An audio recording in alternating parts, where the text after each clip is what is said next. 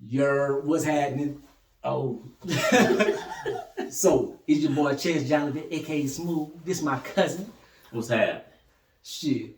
We would watch Venom earlier, so this is our first thoughts, impressions. This is the review. What did you think of it? Carnage has a whole new power set.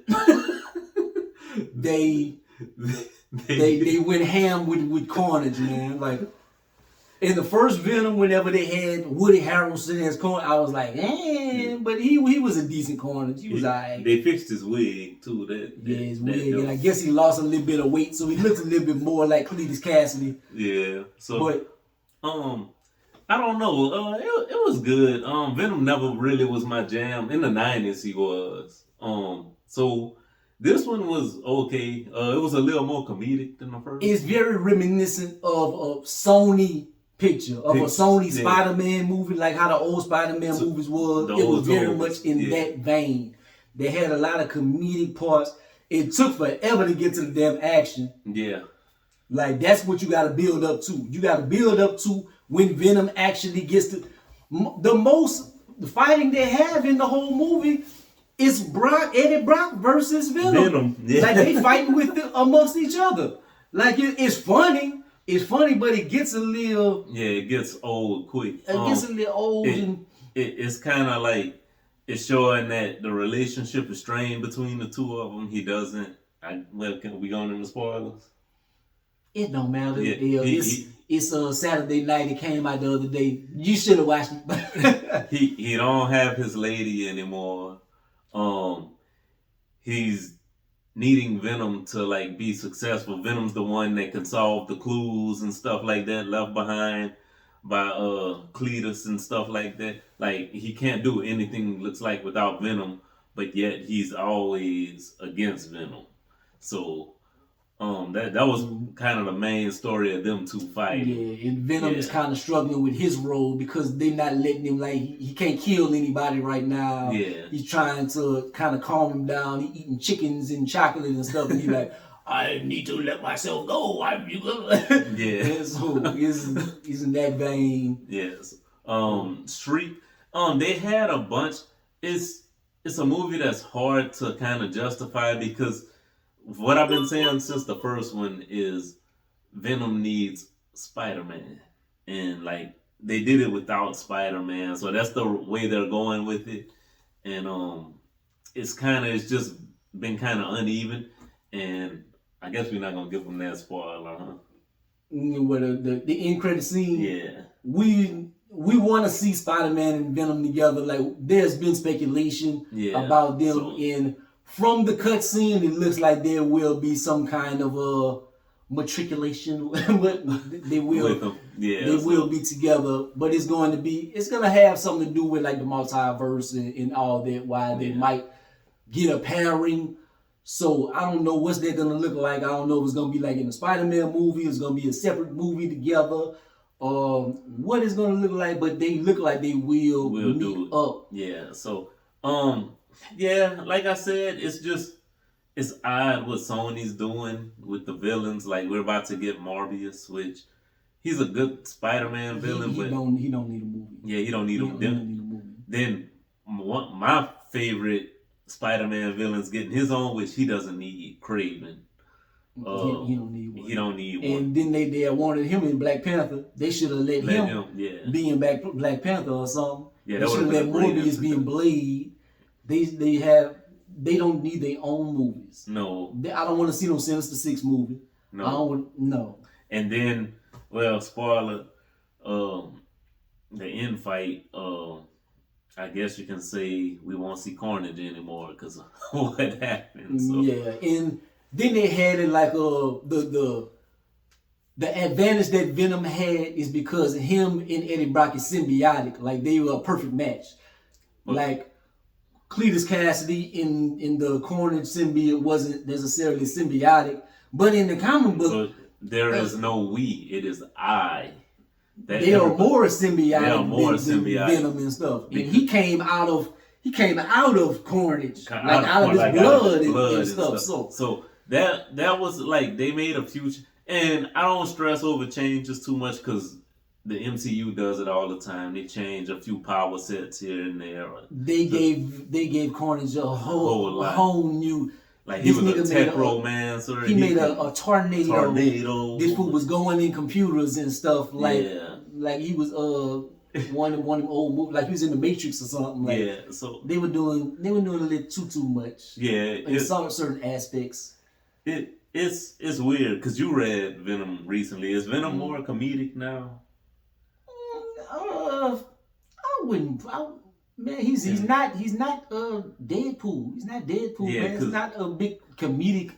He's kind of dark and dreary. Yeah. Rather than comedic. I like the comedic stuff to break it up a little bit. Yeah. But I don't like it being centered around comedy. Yeah, because like I said, I haven't read Venom in forever. I know the last run, everybody talked about how great it was with Nod and everything. But like this, to me, they're trying to go that Deadpool route. And to me, the movie needed to be a little darker. Like when you have Venom and Carnage, like they were showing Carnage killing people, but it wasn't the type of stuff you would see. Like you want to see a little bit of gruesomeness with. So it's like they did too much in certain aspects, and then they did not enough with other aspects. Because you gotta wait the whole movie for you to get to see them like in the real action fighting scenes. And I could kind of understand that because I would imagine like whenever Carnage and Venom fighting, that was a boatload of money because the special effects were kind of crazy. Whenever they did show them on like in front of the camera, it looked beautiful. Yeah. But then they have a lot of moments where it's dark and you can't see them too good because Venom is black. And you're looking at nighttime. And I think they did that to save some money. Yeah. And even during their fights, like whenever they would have like a bell would hit, they would turn into regular humans. I think that was to save money. It felt kind of like that Black Panther scene where it looked like the budget kind of got cut at the end on Black Panther when they were fighting by the trains and stuff. Yeah, it looked kind of like that. Killmonger. But I don't know. Like I said, Venom's never really been my jam as far. Like I said, in the 90s, I loved him as a kid.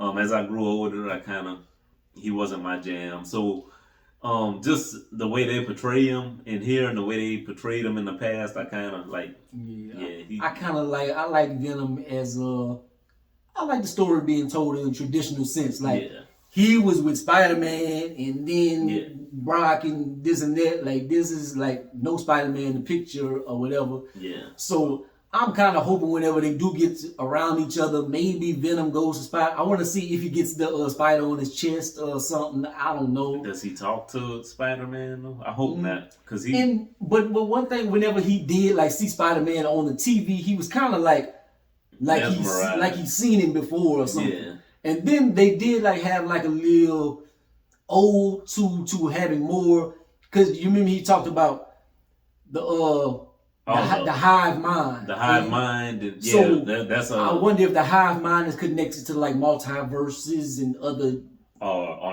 things.